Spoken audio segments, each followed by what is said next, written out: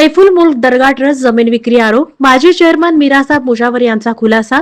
अक्कलकोट तालुक्यातील हैदरा येथील हजरत ख्वाजा हाजी सैफुल मुल्क दर्गा ट्रस्टच्या माजी चेअरमन मीरासाब मुजावर यांच्या नावावर ट्रस्टची जमीन विकल्याचा आरोप सोशल मीडियावर करण्यात आला होता।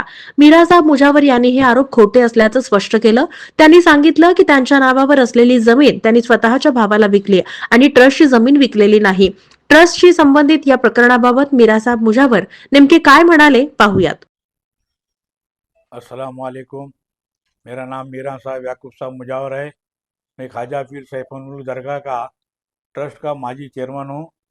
मेरे ऊपर जो कल हमारे रफ़ीक सिराजुद्दीन मुजावर इन्होंने जो कुछ भी मेरे ऊपर बदनामी का ये करे हैं वो सब गलत है और उनके ऊपर कोई चीज़ का भरोसा ना रखिए। और जो मैंने ये खेत जो बेचा हूँ, ये खेत मेरे नाम से और मेरे नाम की पानी है। मैंने मेरा खेत मेरे भाई को वापरने के वास्ते इनको दिया हूँ मैं। और जो भी है कोर्ट से जो कुछ भी इसका दावा दाखिल है मैं उसको जो है ना वहाँ से सब चीज़ करके लाऊंगा मैं।